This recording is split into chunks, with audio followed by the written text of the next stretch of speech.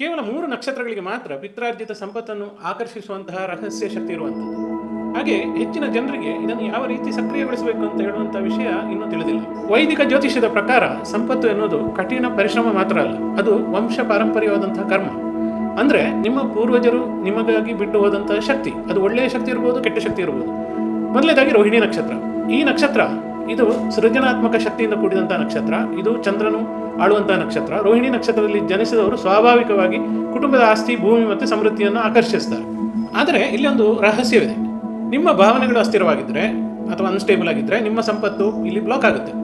ಇದಕ್ಕೆ ಪರಿಹಾರ ಏನಂತ ಹೇಳಿದ್ರೆ, ನಿಮ್ಮ ಮಾತೃ ಪರಂಪರೆಗೆ ನೀವು ಕೃತಜ್ಞತೆಯನ್ನು ಸಲ್ಲಿಸಬೇಕು, ಆರಾಧನೆಯನ್ನು ಮಾಡಬೇಕು, ತಾಯಿಯನ್ನು ಗೌರವಿಸಬೇಕು, ಮತ್ತು ಶುಕ್ರವಾರ ದಿನದಂದು ಹಾಲು ಅಥವಾ ಅಕ್ಕಿಯನ್ನು ನೀವು ದಾನ ಮಾಡಬೇಕು, ಅಥವಾ ಶುಕ್ರವಾರ ದಿನದಂದು ಹೆಂಗಸರಿಗೆ ಬಟ್ಟೆ, ಹಣ್ಣು ಹಂಪಲುಗಳನ್ನು ದಾನ ಮಾಡಬೇಕು. ಎರಡನೇದಾಗಿ ಮಗ ನಕ್ಷತ್ರ. ಈ ಮಗ ನಕ್ಷತ್ರ ನೇರವಾಗಿ ಪಿತೃಶಕ್ತಿಯೊಂದಿಗೆ ಸಂಪರ್ಕ ಹೊಂದಿರ್ತದೆ. ಇದನ್ನು ಪಿತೃಗಳ ನಕ್ಷತ್ರ ಅಂತ ಹೇಳ್ತಾರೆ. ಪಿತೃದೇವರು ಈ ನಕ್ಷತ್ರದ ಅಧಿಪತಿ. ಈ ನಕ್ಷತ್ರದವರು ಅಂತಸ್ತು, ಅಧಿಕಾರ ಮತ್ತು ಪರಂಪರೆಯಾಗಿ ಅವರ ಒಂದು ಕುಟುಂಬದ ಪರಂಪರೆ ಹಾಗೂ ಆಸ್ತಿಯನ್ನು ಪಡೆದಿರ್ತಾರೆ. ಆದರೆ ಇಲ್ಲಿ ಈ ನಕ್ಷತ್ರದವರು ಅಥವಾ ನೀವು ಪೂರ್ವಜರನ್ನು ಗೌರವಿಸದಿದ್ದರೆ ನಿಮಗೆ ಎಲ್ಲ ವಿಷಯದಲ್ಲೂ ವಿಳಂಬವಾಗ್ತದೆ.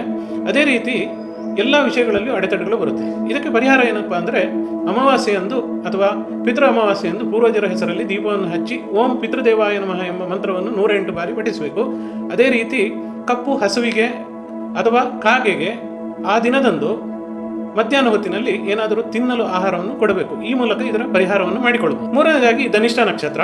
ಈ ನಕ್ಷತ್ರವು ಗುಪ್ತ ಸಂಪತ್ತು ಮತ್ತು ಹಠಾತ್ತಾಗಿ ಲಾಭವನ್ನು ಕೊಡುವಂತಹ ನಕ್ಷತ್ರ. ಆದರೆ ನೀವು ಶಿಸ್ತು ಮತ್ತು ದಾನ ಧರ್ಮಗಳನ್ನು ಮಾಡದಿದ್ದಾಗ ಈ ಸಂಪತ್ತಿನ ಹರಿವು ಬ್ಲಾಕ್ ಆಗುತ್ತೆ. ಹಾಗಾಗಿ ಯಾವತ್ತೂ ನೀವು ಜೀವನದಲ್ಲಿ ಶಿಸ್ತು, ಅಥವಾ ನಿಮ್ಮ ಬಿಸ್ನೆಸ್ ಇರ್ಬೋದು ಅಥವಾ ನಿಮ್ಮ ವ್ಯವಹಾರಗಳಿರ್ಬೋದು, ಇದರಲ್ಲಿ ಶಿಸ್ತು ಹಾಗೂ ದಾನ ಧರ್ಮಗಳನ್ನು ನೀವು ಮಾಡಿದಾಗ ಈ ನಕ್ಷತ್ರದ ಒಂದು ಶಕ್ತಿ ಅನ್ಲಾಕ್ ಆಗುತ್ತೆ. ಹಾಗಾಗಿ ಈ ರೀತಿಯಲ್ಲಿ ಯಾವುದೇ ನಿಮಗೆ ಬ್ಲಾಕೇಜ್ಗಳಿದ್ರೂ ಇದನ್ನು ರಿಮೂವ್ ಮಾಡ್ಕೊಳ್ಬೋದು. ಅದೇ ರೀತಿ ಮಂಗಳವಾರ ಮತ್ತು ಶನಿವಾರದಂದು ಅನ್ನದಾನ ಅಥವಾ ಹಣವನ್ನು ಯಾರಿಗಾದರೂ ದಾನ ಮಾಡಿದಲ್ಲಿ, ಅಥವಾ ಯಾವುದಾದ್ರೂ ಓಲ್ಡ್ ಏಜ್ ಹೋಮ್ಗಳಿಗೆ ನೀವು ಹಣ ಕೊಡುವಂಥದ್ದು ಅಥವಾ ಅನ್ನದಾನ ಮಾಡುವಂಥದ್ದು ಮಾಡಿದಲ್ಲಿ ನಿಮಗೆ ಈ ನಕ್ಷತ್ರದ ಎನರ್ಜಿ ನಿಮ್ಮ ಲೈಫಲ್ಲಿ ಆಕ್ಟಿವೇಟ್ ಆಗುತ್ತೆ.